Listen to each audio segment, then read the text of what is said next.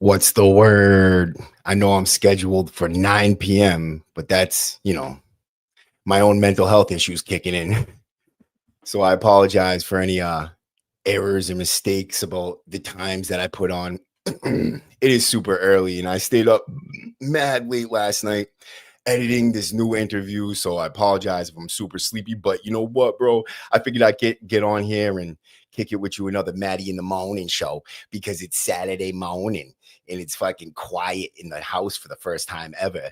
So I'm like, fuck it, let's get on here and do some fun shit, man. So how's everybody doing, man? This week has been super, super crazy. I'm gonna wait until some people get in here first before I start kicking off at the mouth.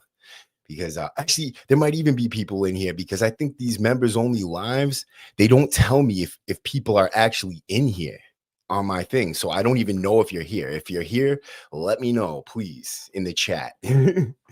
Because unless you do, I can't see you. It won't. Okay, there we are. We have somebody. All right, what's going on, citizen USA?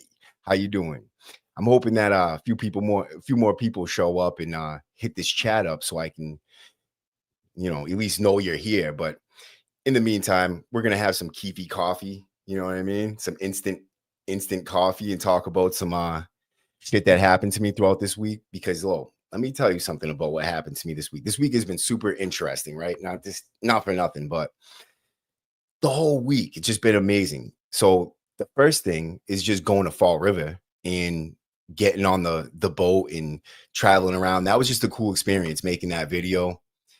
And I don't know, man, all the shit that I'm doing with this podcast, it's kind of just, it's building experiences for me. And I'm just starting to feel like, the wisdom that I'm going to gain doing this is going to be, that's an extra that I didn't even, see when I first started this, like all the stuff that I'm going to learn doing this rather than the stuff that I can help teach other people. You know what I mean?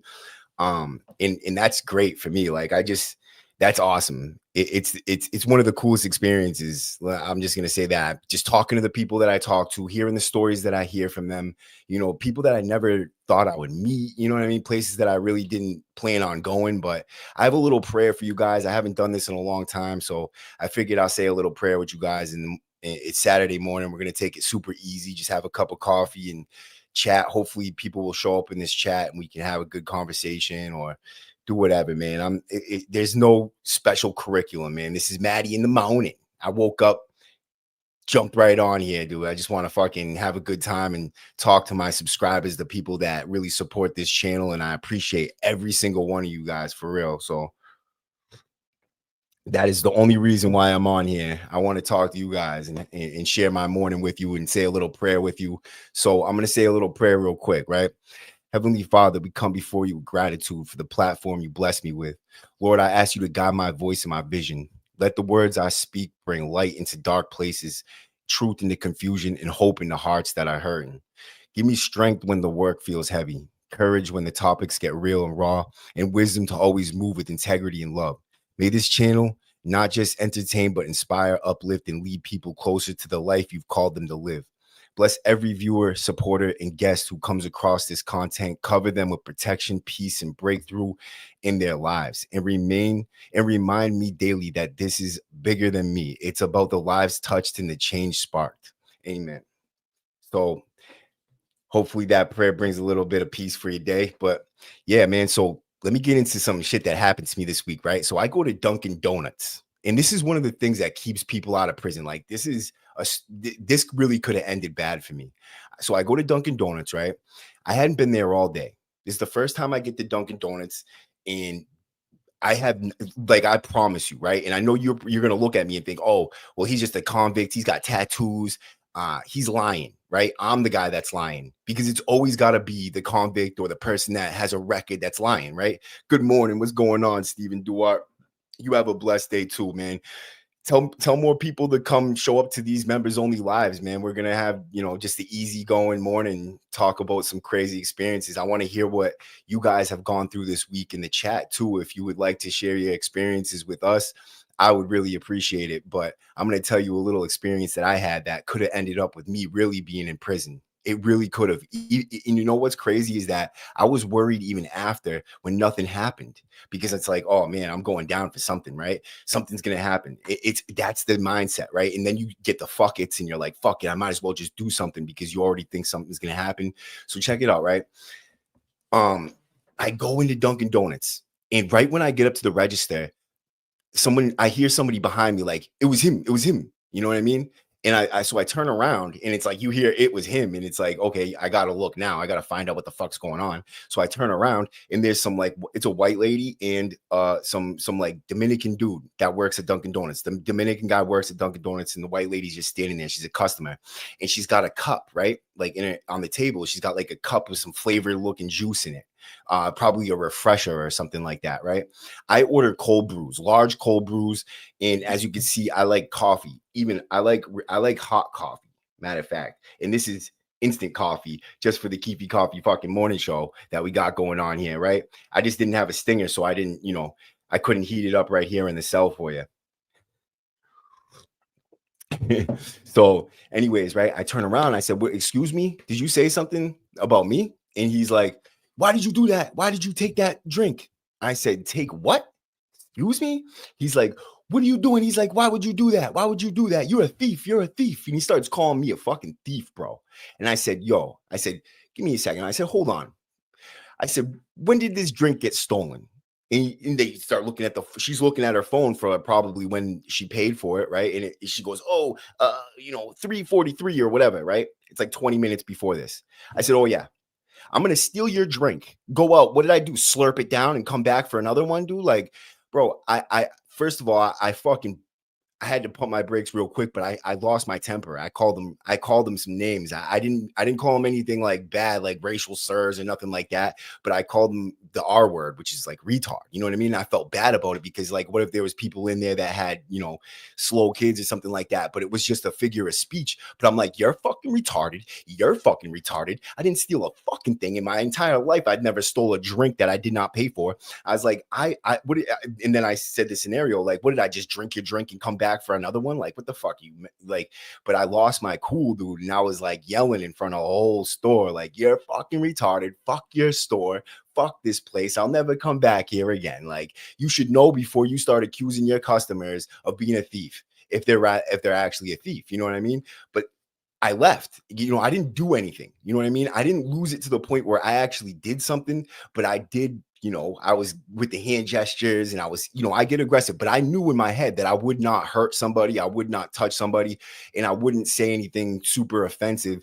And let's be honest, like when we're mad, we say things we don't mean, you know what I mean? But I should not have been accused of being a thief. Number one, that's the type of thing that you just don't do. You know what I mean? Like I felt like they were fucking just because I have tattoos or something, like somebody must have came in there with tattoos and then he was a white dude and they're like, oh yeah, it was him.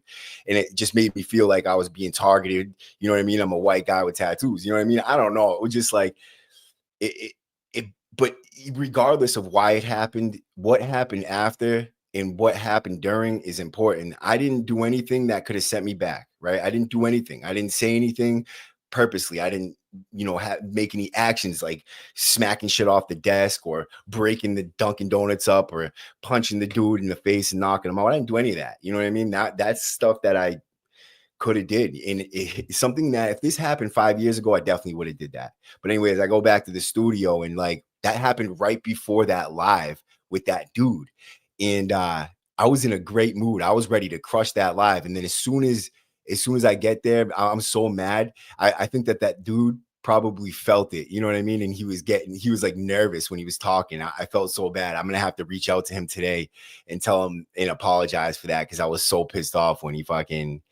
we were on that live. But if anybody's, yeah, that's a major test, bro. Absolutely. What's up, Dusty, man? How you doing?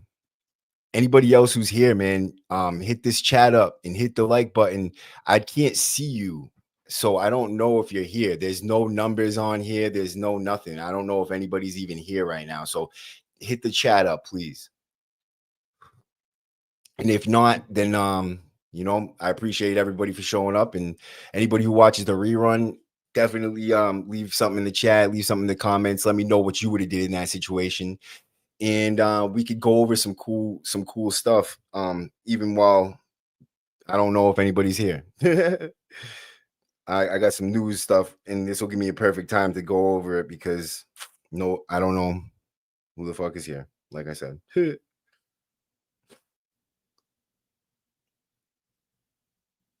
There's these crazy news articles that I had found earlier, and they could all be made into a video by themselves. What about the Truesdale Turner prison riot? I can actually share it on here. Let me type it up on my computer and bring it in.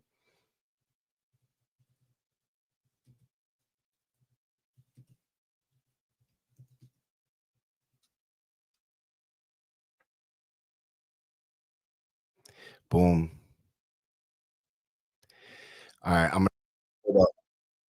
I'm gonna share this video real quick. This is a news report of the Truesdale Turner prison riot.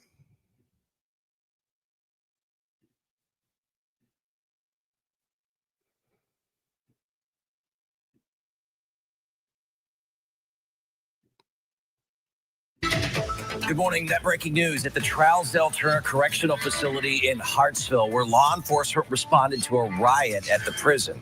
We know a lot of you have called our newsroom about this overnight, so we sent both our Amelia Young and Tony Sloan out there to get answers this morning. Tony will have the latest on another situation that happened at the prison yesterday afternoon, but first I'll start with Amelia Young for more on that riot. So, Amelia, good morning. What are you learning about this?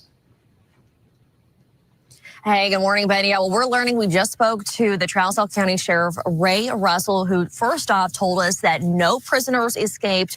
So there is no current threat to the public. That first and foremost, we want you to know this morning. But he says this really all started around 10 o'clock last night when his office got a call about a riot happening inside the facility. He said immediately a perimeter was set up and support poured in from multiple nearby agencies. So you have folks out here from Sumner, Wilson, Macon, Smith County, and also Tennessee Highway Patrol troopers. At one point, the sheriff says there were around 100 officers on scene. The prisoners involved, they were confined to the main yard where officers eventually used gas to force them back into the cell blocks and then into their individual cells. We're told from the sheriff 3 prison guards were taken hostage, but the sheriff says all of them got out and did not suffer any serious injuries. I appreciate all the other counties coming out and helping us with this, and it means a lot. You know, we're a small county here, and the technology, we had drones from Wilson and Sumner County, and it really helps out a lot, them coming to help us. Well, we still have a lot of officers on scene here, but things have definitely calmed down. As for what's happening inside the facility right now, we're told a head count is underway. That's something that's going to take a lot of time. There are more than 2,500 prisoners inside. We're told from the sheriff that only several hundred were involved in this riot. That's still a lot of them, but they've got to go through everyone and get that head count. Of course, something like this giant riot, this comes just a day after there was another incident inside. That's something that Tony Sloan is following this morning. We're told, Tony, that a correctional officer was attacked yesterday. What all do we know about this so far? Well, Amelia, we're learning that the Tennessee Department of Corrections are investigating after they say a correctional officer was assaulted by 2 inmates. They say it happened Saturday in a housing pod. Now, we're told correctional staff, they responded quickly, and facility medical personnel provided some medical assistance. But that officer was taken to an area hospital for treatment, and at last check remains there at this time. Now, we're still working to learn the extent of that correctional officer's injuries and exactly what led up to Saturday's attack. We've also reached out to the Tennessee Department of Corrections to see who those inmates are and if they'll face any charges. But right now, it's a very developing story. Where they haven't released a lot of details in this, but of course, we'll update you as soon as we get more information. I'll send it back to the studio. Yeah, Tony, thank you very much. Of course, both Amelia and Tony in our newsroom, we're working to learn every detail about the ongoing situation. Well, that's core civic right there. That is a private prison. That's a private prison company that runs these crazy prisons. And from what I hear, every single one of these private prisons that I hear about has these wild fucking scenarios going on within them. Like, people laying dead in cells for 3 days before they get found. The medical care is always wicked trash. And if you look at the medical care in the max is trash, and they're run by the state. You know what I mean? And they have a lot of funding. Matter of fact, I just looked at the numbers for the funding recently, and the funding for the state medical care is it's close to $1 billion, I believe. And for whatever reason, that doesn't link up with me. I don't see that. I don't see that much going into it. Like, we don't get shit. You know what I mean? And for as far as prescribing goes, when they talk about giving you a certain medication, right, and what the medication costs, and that's the reason why they don't give you certain medications, is because they cost too much money, allegedly. Like, okay, yeah, you're schizophrenic, but we're sorry, you're gonna have to deal with your voices right now because the medication's a little too much money for us to buy, but we get $1 billion a year for your medical care. We just like to go on vacation a lot. Like, give me a fucking break, dude.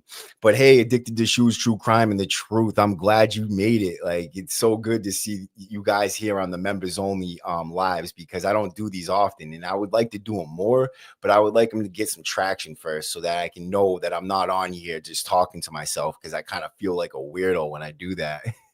No bullshit. Like, I know, like, if I know I'm alone, I get all like nervous and shit. I'll be like, but when I'm talking to people, I know, like, I'm talking to them, it's like I'm just sitting here having a conversation with you guys. So that's the best part about it. That's where I feel most at home. Is when the pressure is on. And that's why I do these lives a lot. If I was to make a video, right, like, say right now, if I was to record this video, I would probably take big pauses and just be like, fuck, because I love the pressure. When the pressure is on, it's like my brain's firing on all cylinders. When I know people are here and I know the pressure is on, it's like boom, boom, boom. I got this on Smash. But when I'm all by myself, I'm like tongue tied. Like, what do I talk about? Because I don't know what anybody wants to hear without me getting some feedback. You know what I mean? And when I'm starting to hit the topics that people want to hear about, you know what I mean? But let me look at this real quick, because I know there's some more crazy news out there this morning, and I wanted to I knew there's something else I wanted to talk about. Shit. I just stopped sharing that for a second so that I could look at this, because there is a lot going on today. So what did I want to talk about that was super important? I wrote it down. So let me look because it was important. See, that's the worst, when I can't think of the things that actually matter to me. The Ozarks, right? So have you guys ever watched the TV show The Ozarks? So let me go look at this for you, right? Because this is cool. AP News. All right.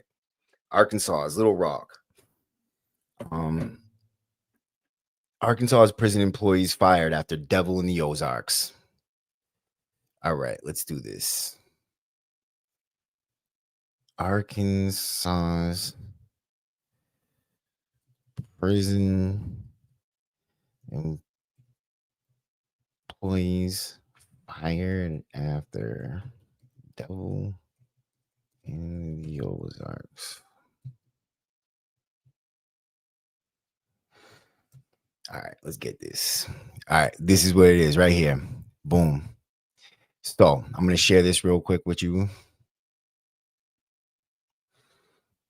So thank God for good news, man. I love hearing these crazy stories. All right, Arkansas's prison employees fired after devil in the Ozarks escape. So this popped up to me because I watched that TV show. I forget what it was. I forget what it's called now. I'm having another brain fart. Fucking great. The Ozarks. It was about the Ozarks, and they moved out there and they started selling drugs. And he was like an attorney, but he was a financial person. He did money for like the mob out there, or like the cartel or something like that. That's what it was the cartel. See, I don't even really know the show that well, but I watched it a few times and I thought it was a really good show. And then I seen this news article about the Ozarks, and I'm like, oh shit, maybe this is based on something real. So let's watch this.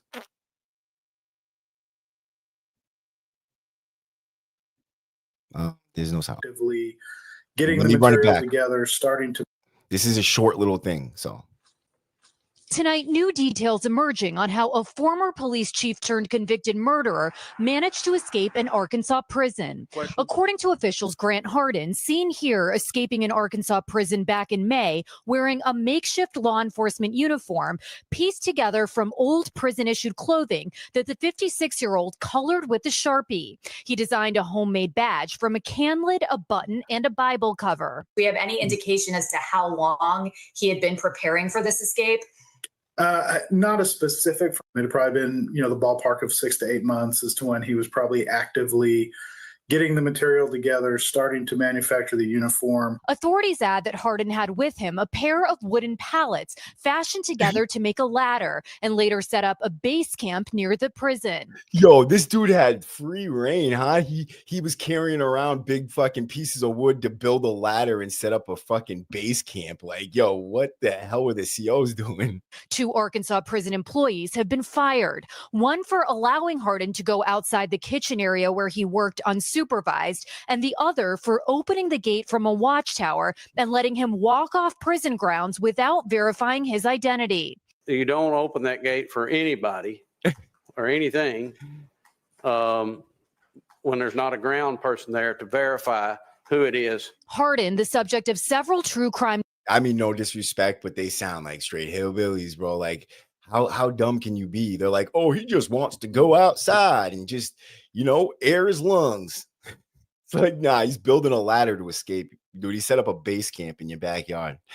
Documentaries was dubbed the devil in the Ozarks and was serving an 80-year prison sentence for killing a man and raping a school teacher. Oh my God. He was eventually.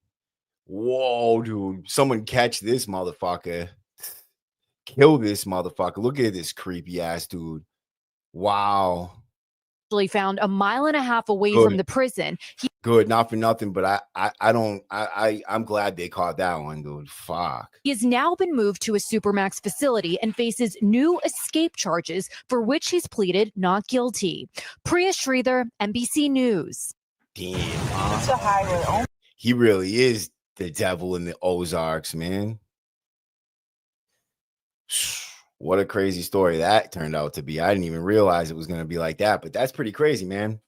Pretty crazy. He escaped from a prison right here in the United States where it looked like it was like some third world country where you have like free reign. You could do whatever you want, but he like built a whole base camp, had his like pallets that he was breaking down to build a ladder to climb over the fence. It's like something you hear out of fucking Reno 911 movie, dude. Like those cops must have been like standing around with their little folded up fucking, remember Reno 911? You had like they're all just a bunch of dumbasses. Yeah, that seems like what it must be like. I don't know, probably, but I'm glad I got to come on here, guys, and share a little bit of my morning with you.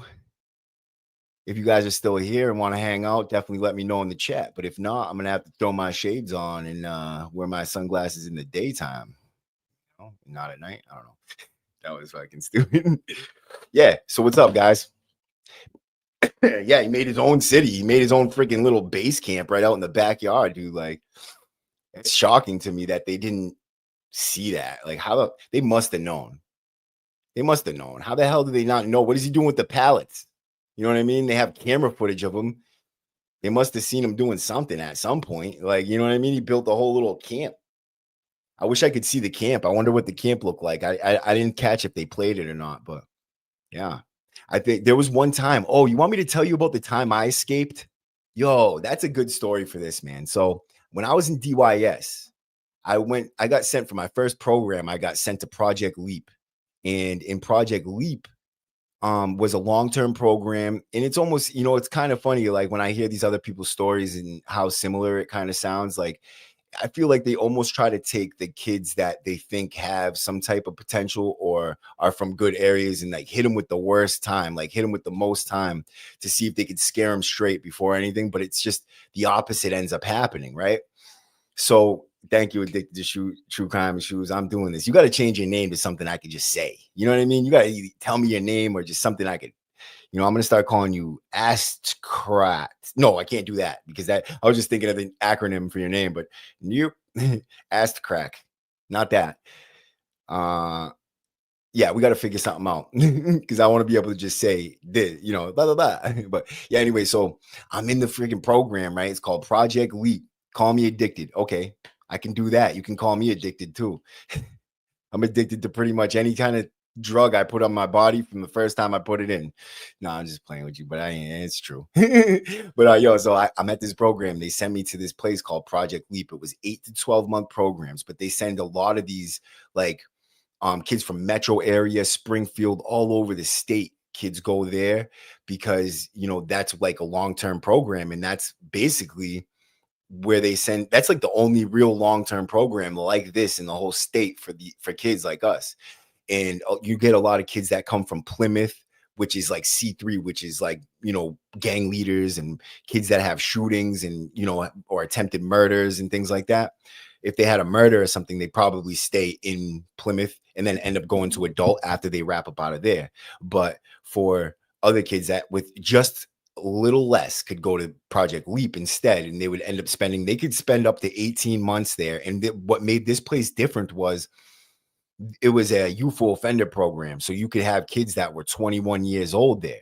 Like literally, I was with kids that were 20 years old, 19 years old, and I was only 13 years old. So they threw me into this place and it was like sink or swim. It was one of the toughest times of my life for real. And this is what really made me unbreakable. I feel like this is what set me on a mission was this time in this program was because it was so hard. You know what I mean? Like I had to learn to fight. I had to learn to protect myself.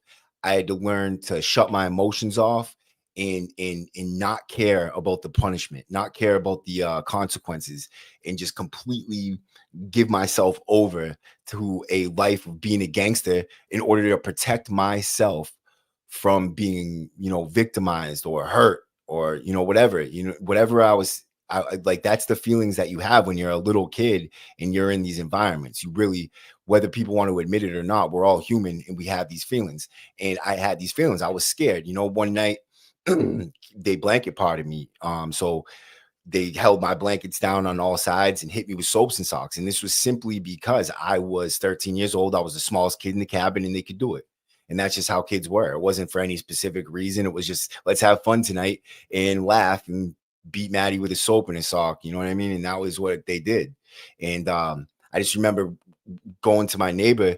This kid, he was from my area and everything. And I'll never forget this lame ass motherfucker, dude, from, until I die. This was what really let me know I was alone and I had to fend for myself, that nobody was going to come to my aid when I absolutely needed them. And this kid was from my area. He was supposed to look out for me and be there for me and ride with me. Like, cause this is like state prison. You have kids from everywhere, you know what I mean? From all over the state. So you ride with the kids from your area or your gang or whatever. Right. But, we basically mingled with everybody, you know what I mean? The kids mingled, but when it came to loyalties, it was like gang or your area, and this kid was from my area. Sorry, I got something in my throat. I've had it for days. But so I tell him, and I'm not going to say his name or nothing like that because I just don't respect him anymore. So I'm not going to put him out there. But it's like I tell him, I'm like, yo, look it, bro. What's up, man? Like these kids are fucking hit me with soaps and socks. You're not going to do nothing. You're not going to help me out. He was one of the kids who hit me. You know what I mean? And I just remember feeling betrayed. Like he came in, he was the last one and he was just following lame. And I'm like, you really going to jump in with all these dudes? Like you're supposed to have my back. Like, you know what I mean? You don't got my back. And I just remember asking him, I was scared. I was a young kid. And I'm like, you don't have my back, man. You're not going to have my back with all these dudes. Like, and he was like, laughing and shit. And I'm like, yeah, I was like, all right, man, I got you. I got your number. Like, I know what time it is. And so I just rolled over and I went to sleep because it's like, what else do you do at that point? And then within a week, I got kicked out of that program for fighting because I'm reacting. Now, this blood kid, is instigating. We're having, we're having words, and he said something about my mom. So I got up and I hit him. I was like, fuck this. You know what I mean? I'm done. And I hit him and we fought, and I ended up splitting his chin open right here. And he beat me up, but I caught him with a lucky elbow, and I hit him right here on the chin. And I split his chin open, so he was going to have to go out. And instead of doing that, he refused to lock back into the cabin. And I was shocked. I'm like, wow, this kid, he actually doesn't want to lock back in after this, because he was the only blood there. And he thought, I think, that this was like a Crip hit.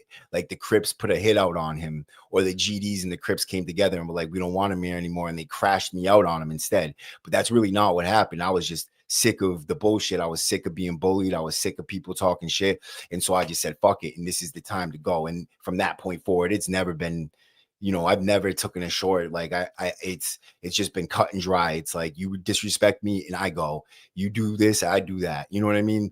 Reaction to reaction. And I live my life based on reactions. Like, and this is the truth about reactions. It's always the person who reacts that gets caught and goes to prison. The first person always gets away with it. And I learned that, over and over and over again. That's something I had to learn repeatedly. You know what I mean? Like even in DYS, when we're walking up the stairs, I step on the flip-flop and, or someone steps on my flip-flop, I turn around and hit him, or I fucking push him or something. And it's not him that gets in trouble. It's me, because they see me pushing him. It's never the first guy. It's always the reactor. You know what I mean? And so I hit the kid, I beat him up, or he beats me up. I split him open though. And he refuses to come back into the cabin. He refused to lock in.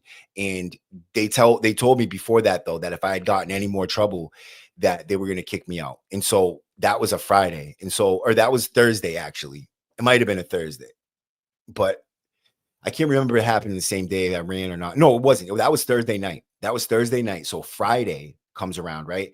And I had a friend in my cabin. He was a Spanish kid. He was the only other kid that was my age there. So me and him hung out, and he was getting bullied bad too, So it was like, we were 13 and all these kids were youthful offenders, very like older. There was not a kid there that was younger than 16. I remember, I don't remember if there was, I do not remember them being there. It was just kids like 15, 16 up. And, it was hard to be a young ass little kid. Like I was a scrawny little kid. And, I talk about these things where other people are afraid to talk about them. I guess, they don't want to admit that they were ever in any way, weak, or like, and this is not me being weak. This is just me being a kid and fending for myself. And as a matter of fact, I feel like I was strong. And, I made myself proud by fighting and making that commitment to myself that I'll never take that shit. And that's what I thought was cool. That was what was cool, and that's really what made me who I am, and it's crazy to think about like a specific time in your life where you can go back and be like, this is where I became something. You know what I mean? This is where I became something. I'm mental. I am definitely mental, but I've changed. As soon as I found God, this has all changed for me. But I'll get into my story. So I tell this kid, I'm like, look, let's run from this fucking place. Like I've had enough. Let's run. And I apologize for swearing so much. I'm definitely going to work on that. It's something that I have to work on in order to get my content reached by other people. So, so I take off. I talk to him about running. I tell him, look, we got to get out of here. This is bullshit. We were walking along the beach talking, because they have like this pond there, and we got, the permission from the program. We would go down there twice a week and swim in the pond. They would let us swim in the pond. And then they had basketball. They had a little voc ed spot where we could build like wooden boxes, and we could actually make like these little boxes where they had like, hidden compartments in them and shit. But if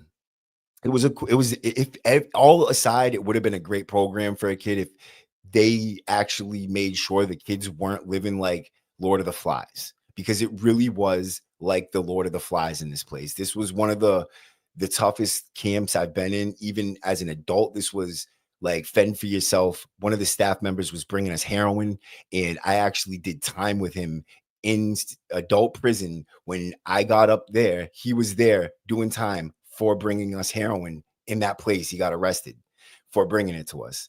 And I remember thinking like, damn, man, this is crazy. I was a kid and you're still here as an adult.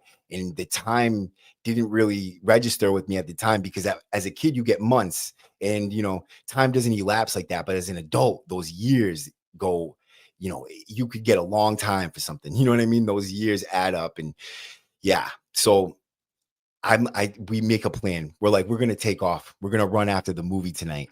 And that was it. We made the little plan. As soon as we were leaving for the movies, I was going to, make a little scene at the front so that he could go. And then I would go the other way. We thought it was going to be this big thing. We needed to escape, and like they were going to be chasing us. And we came up with contingencies. So it didn't end up being like that. So we go to the movies that night, and he was sitting away from me. And I remember thinking like, yo, is this kid really fucking gonna come with me or not? Because I feel like he's kind of pulling back right now. And I could sense the vibe that he's kind of scared and he's not trying to be like that. You know what I mean? And so I was like, I'm gonna have to take this into my own hands, bro. Fuck this place. I was gonna get kicked out anyways for that fight.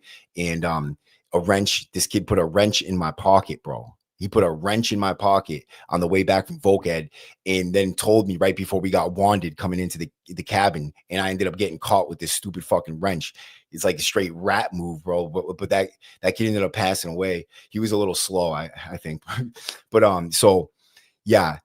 And this is crazy because this is what I went through as a 13-year-old. I can never, ever after this imagine anybody putting me through these types of things. I became a man here, and I became, I made myself into somebody that would never go through that again, because, just dealing with the type of, helplessness that you're going to deal with when you allow people to take advantage of you. Like, and I didn't let them take advantage of me like that. You know what I mean? It was more like I just got beat up a lot, and, people would fucking, for instance, one time we were at the pond and we were swimming, and the staff sat up on the shore, 2 staff members, or it was 1 staff member. Sorry.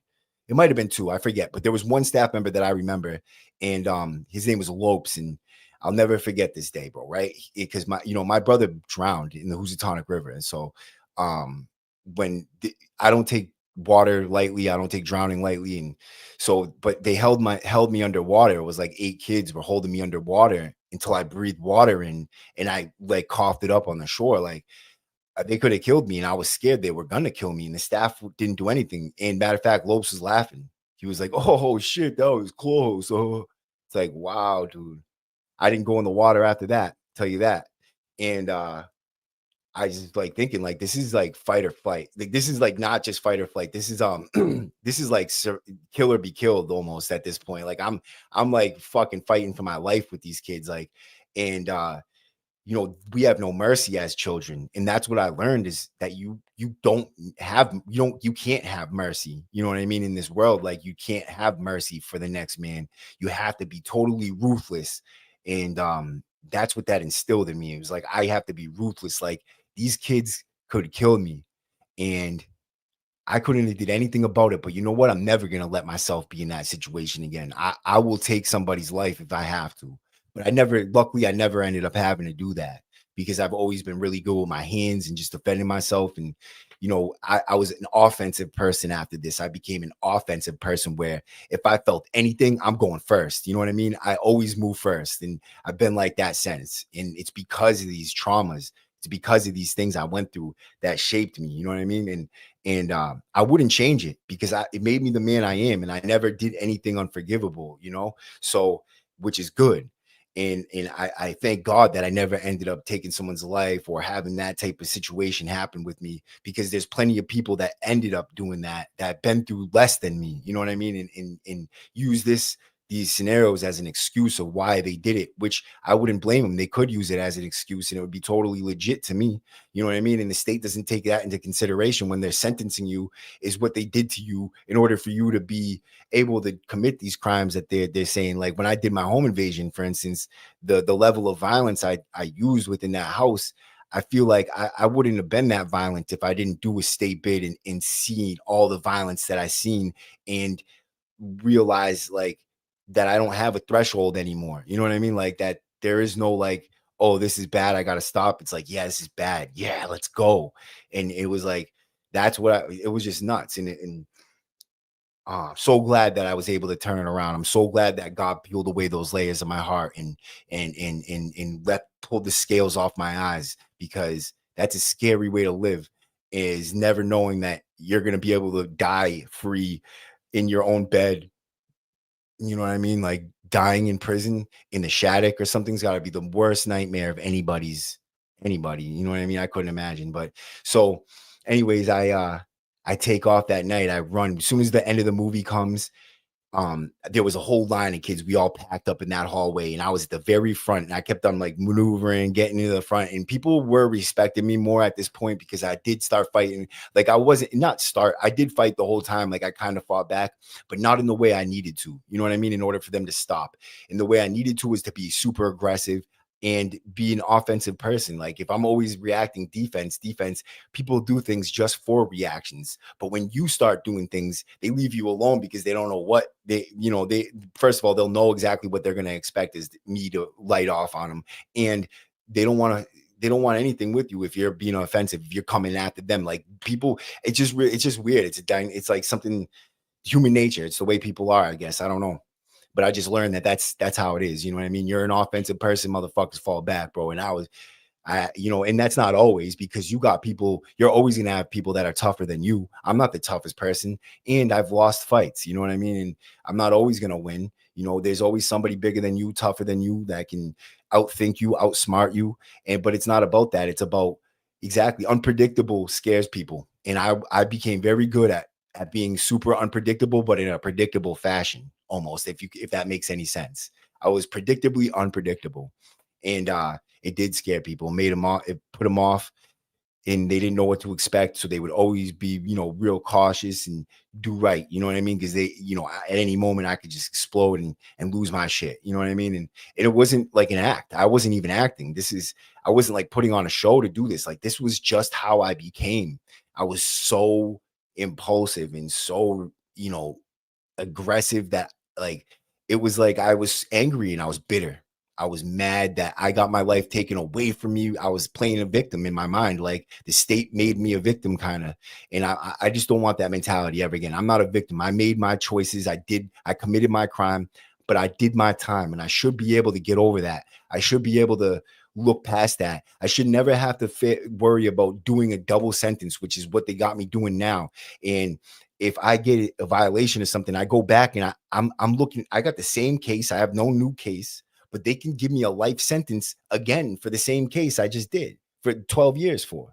You know what I mean? So they sentenced me on the armed burglary, but leave me on probation on the armed home invasion, right? Which is, it seems to me like you can only do one or the other.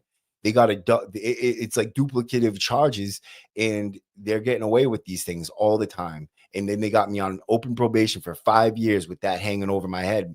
And if you know Massachusetts state law, open probation and armed home invasion is a life sentence waiting to happen, or at least 20 years. You know what I mean? 20 years is a minimum mandatory for a home invasion, which is crazy. It's just crazy because a home invasion can consist of me going in your house, you saying to leave, and me being like, oh, hold on, let me grab a cup of coffee first, and then not leaving until I make that cup of coffee, and then leaving afterwards. That's a home invasion, even if nothing happened, whatever. But it's like, it's just crazy to me. The definition of a home invasion doesn't seem like something you should get a life sentence for. You know what I mean? It depends on what you do when you go in the house, bro. Right.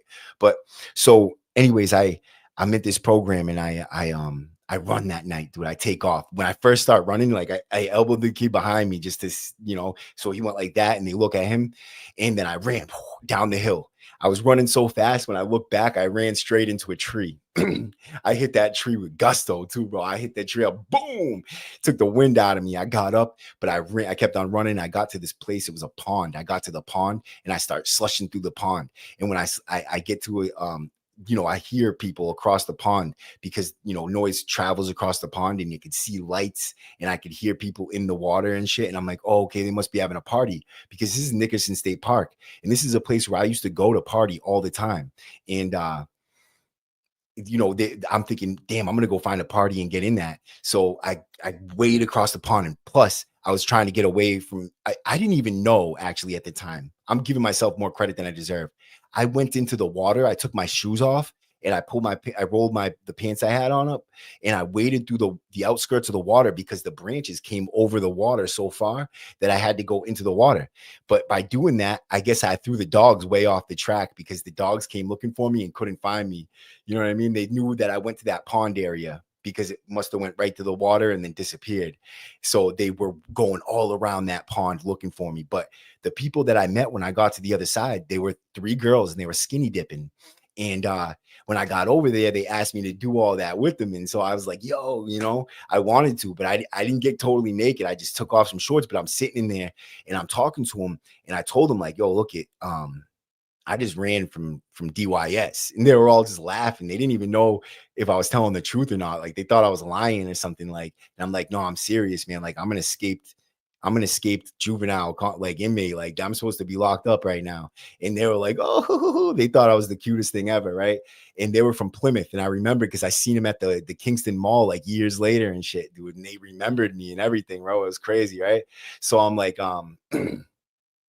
I'm like, yeah, I'm really on the run. So all of a sudden, bro, you could see the lights, you can hear dogs, and I'm like, oh shit, that's them. So I looked at him. I'm like, I told you. I fucking jump out of the water. They're like, it's okay. We're gonna hide you. Like, we'll protect you. We got you. You know what I mean? I'm like, okay, cool. I'm thinking they're gonna sell me straight out, right? So I go up into the pricker bushes, and I literally crawled into a shitload of prickers. There was like a vernal pool. I went through this little path, and I just dug myself up into a hill with all these prickers and shit. And it was really dark in there, which is what saved me because they were coming around and you could hardly see through these briars, right?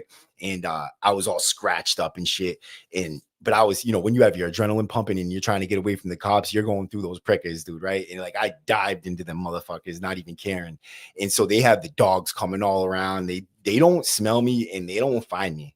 Like, I don't know how this happened, but that's God, right? Everything happens for a reason. I get away that night and I could see him parked up on this hill that I was hiding in the prickers, and the lights were going right over me, like the headlights, because they had their headlights coming, like they parked the cruiser or something, and the headlights just shined over the hill. And I could see these lights coming down, and I'm looking up there, and I could see the cops standing up there with their lights shining. They just don't see me, and I don't see, like, I just stayed there, and I stayed there for so long, like for like a half an hour after they left. And then when I finally came out, they were like, oh my God, we thought you left or got caught or something. And I'm like, nah, man, I'm still here. And they were like, you see, I told you, they came and they asked us if we seen anybody. And we were like, no, we haven't seen anybody all night and all this shit. And I'm like, oh, cool. Thank you. You know what I mean? They looked out, but then they went and they stole me a pack of cigarettes from their mom or whatever. And then gave me some chips and shit like that. And, whatever else. And I took off. So they gave me a bike. Matter of fact, I remember one of them gave me like their little brother's bike or some shit like that. And I'm driving around on this little fucking BMX bike. And I get to a store, and there's a payphone out front, and it's in the middle of Nickerson State Park. So I asked the guy if I could use the phone, or if I could get a couple of quarters so I could make a phone call.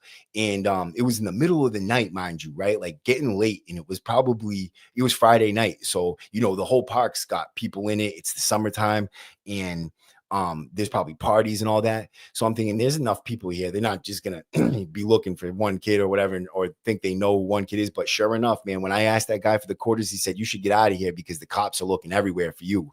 And I was like, really? And he's like, yeah. And I acted like I had no idea. You know what I mean? I'm like, oh, I was like, I wonder why. It must be the wrong guy or something. But I just looked at him and I just said thank you and I left. You know what I mean? After that, I was like, thanks, and I left. And so I get on this bike path. I get all the way home. Long story short, I got to my own house, my mom's house. My brother was sleeping on the couch. And I crawled up through the basement and I woke him up, and he's like, yo, bro, what's up, man? He's like, oh my God. He's like, the cops have been looking for you everywhere, man. This is crazy, dude. What the fuck happened? I'm like, yo, these kids were getting crazy in there. And I was going to get kicked out because I got into a fight and I got caught with a wrench, and I just got into a few different things, and they were kicking me out, and I just took off, man. Like, fuck that shit. And, when I ended up getting caught, I went to the 5th floor, and it was different. Like I was fighting up there. I changed the way I was because I adapted and I evolved for my surroundings and my circumstances, which is basically why I told that story, and like the escape kind of brought me back, whatever. But like, yeah, man, it was crazy. Like, that was at DYS too. Like I ran from a DYS when I was a little kid. But yeah, anyways, man, my mother packed up the car and drove me to Connecticut. And when we get to Connecticut, I'm staying at my uncle's house in Milford. And I went to the projects and we were like drinking. I stole a little bottle from my uncle. We were smoking weed and drinking and shit. But the whole time my mom was calling AWOL or the AWOL officers and talking to DYS, trying to get me a deal to turn myself in. Basically, like, if I turn myself in, they're not going to give me any more time and she'll bring me to them. Yeah, my mom is an OG. She really is. But she was like, if I bring him to turn himself in and so he doesn't run and make you chase him all over the place, will you let him just finish his time, type of thing. They lied to her, and I can't believe how gullible she was for this. And she kind of what she pitched to me was, Matt, I just need you to turn yourself in for me because this is too stressful for me. I don't want to get in trouble for driving you away and all that shit. And I'm like, I did it for her because I didn't want her to, be stressed out. And I love my mom, she was asking me to do it. And obviously I wouldn't like do anything she asked me. So if she's like, oh, turn yourself in and tell on these people or something like that, obviously not. Right. But because she was just asking me to turn myself in, and it was, she really did drive me away, and I'm thinking maybe she will get in trouble. You know what I mean? So I'm like, yeah, man. All right, I'll do it. I turned myself in. And when I did, they gave me these 6 months on and after that they fucking promised my mother they wouldn't. You know what I mean? They never told me about that deal. But when I got back in, they reclassified me and gave me 6 months for escape. And I ended up never going to that program again. But they kept me in secure programs a lot. But I did end up going to a few that weren't secure, like Project Leap, Boot Camp, Teamworks. You know what I mean? I went to a few like that. But for the most part, I spent most of my DYS years in GOS 2 or GOS 2 really, because that was the maximum security DYS for kids. Yeah, dog. What's up, Dusty Truth? Thank you, man. Yeah, I'm not crazy. I lived a crazy life, and I feel like things have turned around for me now. I'm able to do something great for you guys. I share my experience, strength, and hope with you, and really hope that I make an impact on this YouTube channel and do the right thing for all you guys and myself, you know what I mean, and my future child. So that's another crazy thing that's happened to me this week. And I know this is getting kind of long, but I'm having fun just talking about this. This is my therapy. So I get, and I hope you're enjoying the morning show. Matty in the motherfucking morning, right? Drinking my fucking Keefy coffee. But yeah, man, I hope you guys enjoy these little shows and enjoy or can appreciate my time and appreciate the effort that I put into this, because I put my heart and soul into this, man. And I got a great, matter of fact, I can actually share a little piece of this. And this is only for you guys, right? My biggest supporters. Please explain what the abbreviations mean. What abbreviations are what?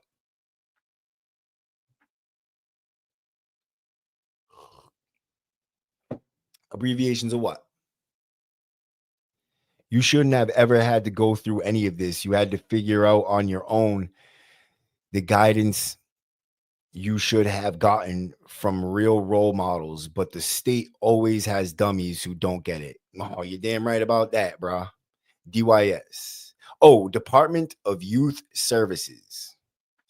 Yeah. Services. It's all about the services.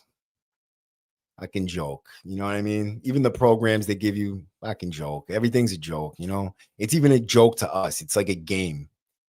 We make it a game. It's like robbers, cops and robbers, like who can get away, who can come back to prison with the craziest story.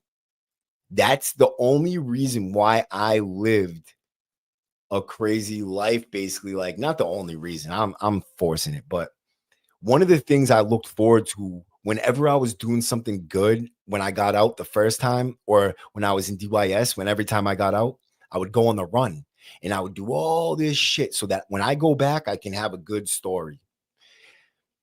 It's the most insane thing ever. And that's the only real reason, like that's the real mindset. That's my real mindset, is like, I never saw myself doing anything more with my life than being a prisoner with a good story.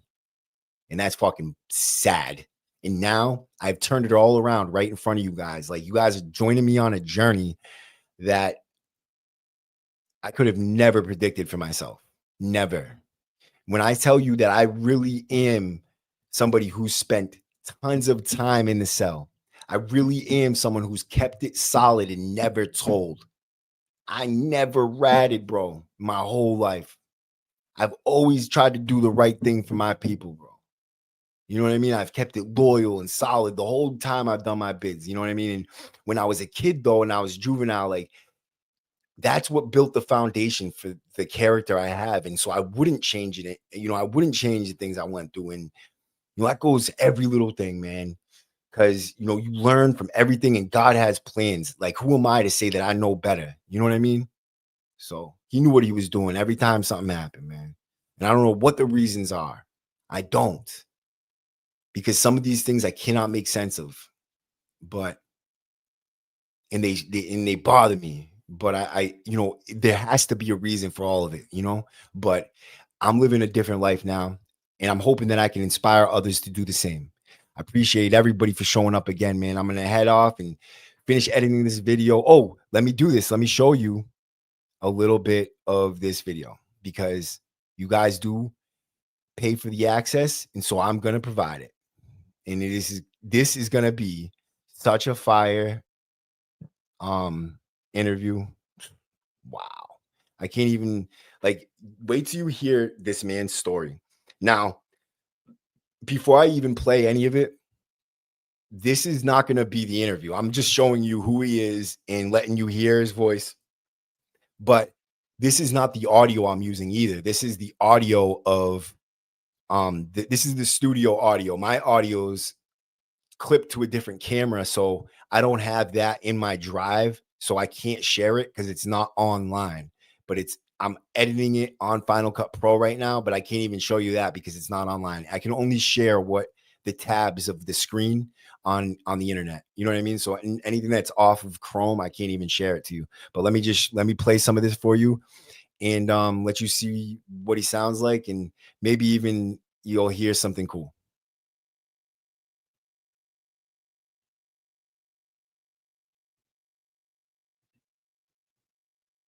Yeah. And oh, sorry guys. Let me know when you want to start. We're starting. Yeah. Something like that. It's disrespectful. Yeah. So how did that make you feel though? Angry. I'm like, yeah, offended, and it was him that told me, like, yo, listen, let's rap him. Yeah. And I was crazy. I'm like, let's go, let's do it. Yeah. I'm strapped up, he's strapped up. We just came from doing something, so we got guns on us. Right. He got a Tech 9 and I got a 357. And he's like, let's rap him. Right. So, you know, we told the guy, go around, come around, go around, whatever. So we hop in the car. He's by himself in the back seat. So I got him to a door, and my colleague got to one door. While we in the car, we tell him, yo, you know, what's the money? We got the stuff, whatever. And my stupid Cody, he had a jacket, but he had the Tech 9 right here, like on his shoulders, hanging in his side. Right. But when he sit down, the jacket open, he seen the gun, the guy. Yeah. So the guy tried to take the gun from him. Really? So I'm like, listen, that thing shoots 3 bullets at a time for each trigger. I'm like, I'm not gonna let that happen. Right. So I pull out my 357, and I'm not gonna lie. I didn't mean to shoot the guy. I mean, I didn't mean to kill the guy. Yeah. So what do you think about that, man? That's it, bro. I'm telling you right now, that's just a little tiny piece of it, bro. If you could even hear it well, he was just talking about what sent him away from the age of 17 until the age of 42 years old. But he was a Latin king, and we go into the deepest aspects of growing up in Puerto Rico and becoming a Latin king in the United States. And bro, his story is absolutely out of this world. I can't wait to drop that for you guys. I appreciate everybody for showing up again. Encourage other people when we're on the live streams out in the regular lives for everybody else. Be like, yo, those members only lives are fire, man. I love them. Like, you know, or talk about something that we talked about in here, and, you know, try to encourage people to come and show up and buy memberships for the channel, because I like doing this, and this is what's going to keep the channel going. And I need you guys. Like, your support means everything. Without my members, like, I need that base amount of money at least to pay for my subscriptions every month, to pay for my, you know, my StreamYard, to pay for you. I pay for a lot of stuff. Like, I have to, I leased some things. Like, costs a lot of money to do it right, and to have quality content. So for me to bring you quality content, like look at this camera. I just got this camera. I obviously can't show it to you, but it is so high tech. I can change the settings of it while we're on. Like, I'm just learning how to zoom and stuff like that, because something's wrong with my computer. Like, there's this thing called right sight, and for whatever reason, it's blocking my zoom function, but I could do everything else for it right now. Like, I could change the color settings, you know what I mean? Like, and then I could, like, the image, like, I could do other things. Like, I could do things with it while I'm even, like, using it. But, like, it's just a great camera. Like, the thing's super dope. It's super clear picture. It's 4K, like a real 4K. You know what I mean? It's a 4K digital camera. The microphone on it is even really out of this world. It's a fantastic microphone, but these microphones are my babies. I just need to learn how to set the EQ on it right, so that it sounds like a real, like, podcasty, like, has that bass to your voice. Like, it sounds really good. How do I sound now? Do I sound good? Like, how's the mic sound? Thank you, Addicted. Congratulations to you too for being one of my best supporters. Like, all you guys, Dusty, man. Like, oh, Dusty, I forgot to download the theme song, but my friend Dusty here, he made a theme song for my YouTube channel. Matter of fact, I can actually play that for you right now. Oh, maybe I can't because I don't have. Do I? Oh, I don't have my other account on here. I don't have my my W number podcast email on my computer yet, but I got to change that. I'll put that on now. I'll put that on so that next time. But so anyways, right? I'm going to download that into my computer, and I'm going to have it in my videos, because that song is sick. And he's making me beats. So I got somebody making me beats for my channel, theme song. I got, you know, all the new gear, all the new equipment.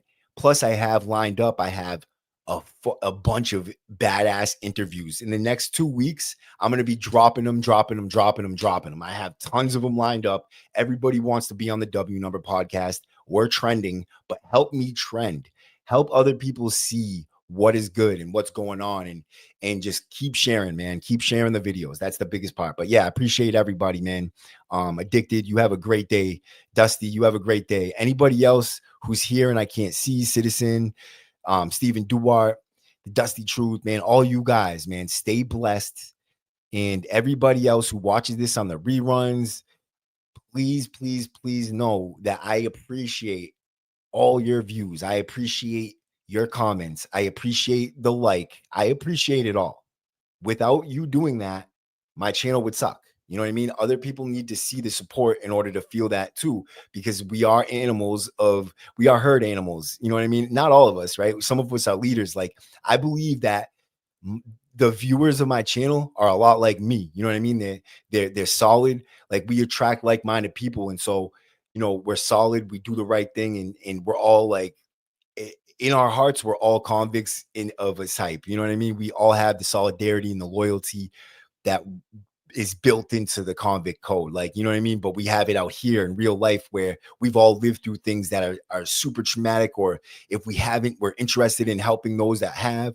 You know, we all have something in common. We're all really, really good people. And so I appreciate everybody, man. But yeah, happy Saturday. God bless. Make sure you hit church tomorrow morning. And I appreciate it again, man. W Number. Ow!